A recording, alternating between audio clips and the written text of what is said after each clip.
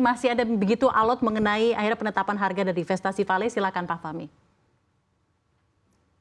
Ya, sebetulnya tidak ada masalah harga gitu ya. Masalah jumlah saham yang dilepas itu kan 14% sehingga kita memperoleh 35%. Nah, itu belum mayoritas dan tidak bisa menjadi pemegang saham kendali seperti kata Pak Mul itu.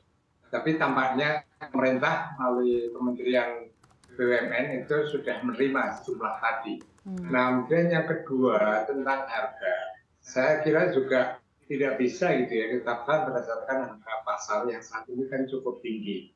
Nah, sesungguhnya ada mekanisme yang disebut dengan strategic partner yang itu bisa dibicarakan antara Vale dengan pemerintah Indonesia tadi. Nah, kondisi sekarang sesungguhnya kan posisi bargaining Indonesia itu kan sangat kuat karena nanti tahun 2025 misalnya kan harus diperpanjang.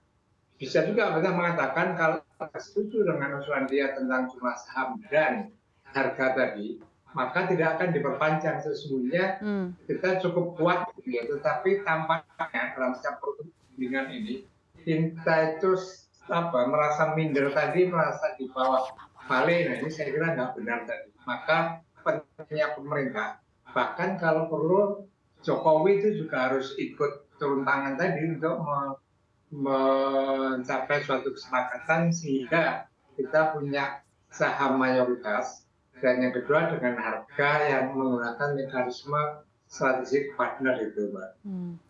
Jika hal ini nanti sampai berlarut-larut mengenai tidak adanya ketidakpastian dalam hal investasi karena tidak tercapai kesepakatan mengenai harga, apa yang pemerintah dan juga mungkin dari pihak Vale harus lakukan menurut Anda, Pak Fahmi? Nah, kalau menurut saya, katakan saja kalau tidak sesuai dengan tuntutan pemerintah Indonesia, maka tidak akan berpanjang, titik gitu. Nah, saya yakin Vale akan mengikuti apa yang dilakukan. Tapi tampaknya pemerintah kita itu tidak pede gitu ya, tidak terlalu percaya diri dengan posisinya tadi. Apalagi ini sudah puluhan tahun Vale mengeksplorasi dari Vale tadi, dan ini saya kira saatnya menurut saya kembalikan ke pangkuan Ibu Pertiwi. Nah, masalahnya pemerintah itu tidak punya komitmen to do so gitu loh, Mbak.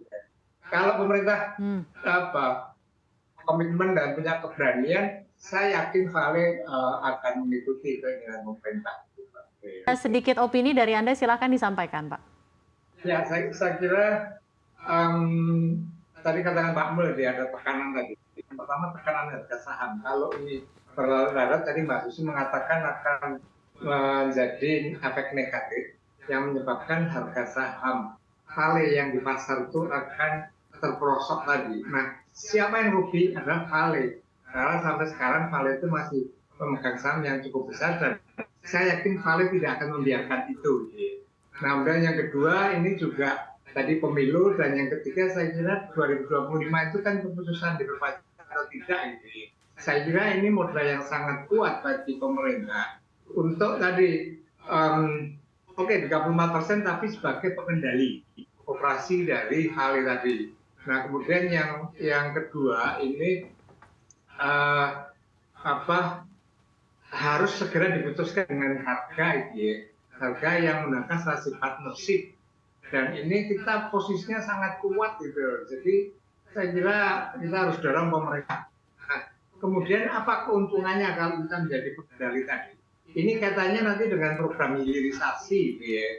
Jadi kan konsepnya itu kan hilirisasi kan dari hulu sampai hilir. Nah, sekarang ini hilirisasi tadi ini kan masih sangat minim sekali. Hilirisasi ini itu lebih banyak dikuasai oleh smelternya China, dan hanya pada turunan pertama dan kedua yang diekspor. Nah, kalau misalnya Indonesia menguasai Vale tadi, maka dia bisa memutuskan hilirisasi harus sampai menghasilkan produk turunan, bahkan menghasilkan produk untuk baterai mobil. Nah, itu baru namanya tinggi gitu ya. Jadi ini sangat strategis bagi Indonesia dalam konteks untuk keputusan hilirisasi tadi, karena selama ini hilirisasi yang dilakukan oleh perusahaan China ini cuman sangat kecil sekali nilai tambahnya. Nah, ini kesempatan gitu ya. Kalau menjadi pengendali tadi, maka ini akan berikan nilai tambah jauh besar bagi Indonesia. Dan sekali lagi dengan posisi bergening, posisi yang cukup kuat, maka kita dorong gitu ya, pemerintah dalam hal ini harus Baik. berani menetapkan tadi jumlah saham Oke, baik, Pak Fahmi. 34%, kemudian harganya menggunakan strategi partnership. Dan saya yakin itu pasti bisa, Mbak. Ya, ya. Makasih. Anda yakin itu pasti bisa dalam hal penentuan harganya. Namun jika kita berbicara skenario terburuk di mana penentuan harga ini akan berlarut-larut, bagaimana dampaknya terhadap tujuan Indonesia menuju hilirisasi dan mandiri dan juga dikdayanya MindID sendiri untuk memiliki Vale ini? Bagaimana, Pak? Nah, sebenarnya nggak masalah gitu ya. Misalnya berlarut sampai 2025, maka ambil aja. 2025, Pak? Kelola sendiri. Iya, kontraknya Kenapa? berakhir 2025. Karena kontrak berakhir 2025. Baik. Betul. Kalau nggak 2025 ambil aja kelola sendiri, dan saya yakin Indonesia mampu karena sebagian besar untuk kerjanya itu kan orang Indonesia. Kalau kita butuh misalnya eksportis, kita bisa bayar, tapi pengendalinya ada pada kita gitu. Jadi sebenarnya tanpa beban sama sekali bagi pemerintah Indonesia, dan saya yakin Vale tidak akan membiarkan itu, Mbak. Karena kerugiannya jauh lebih besar gitu ya. Harga sahamnya turun, kemudian tidak diperpanjang misalnya, maka dia pasti menuruti pemerintah. Hanya saya melihat pemerintah Indonesia itu sekali lagi nggak punya komitmen, nggak punya keberanian, nggak punya PD gitu ya. Kalau berhadapan dengan orang asing seperti itu terjadi juga pada Freeport dan lain sebagainya. Nah, ini harus diubah gitu. Tapi kalau seperti ini terus, ya kita cuma dikendalikan oleh orang asing tadi.